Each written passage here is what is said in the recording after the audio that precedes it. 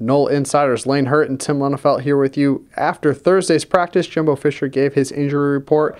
Here's the new names. Devontae Phillips has a wrist injury, and the big one, Jacob Pugh, he's out. He got a concussion in practice. How does that change the defense? A name that we've heard a lot before in this type of situation. A guy like Brian Burns possibly step up.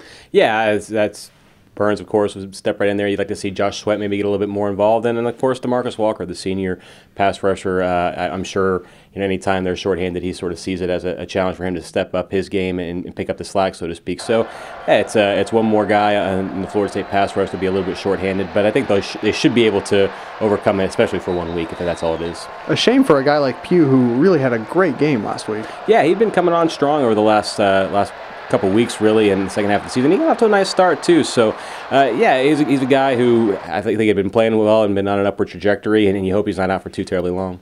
All right, Nole and Cyrus will have your game preview on Friday. Tim will have his First and 10 article as well, and your 3 keys to victory on Saturday. A little preview for the people out there? Yeah, I think the things we talked about, in fact, it plays into what we just discussed with the pass rush, is trying to get a pass rush on Syracuse, especially Zach Mahoney, a new quarterback. He played last week, but a guy who's not as experienced as their usual starter. Try to get after him, make him uncomfortable, and hopefully I can play in the defense's favor. There you have it, Seminole fans. One day closer to the Noles versus the Orange up in the Carrier Dome.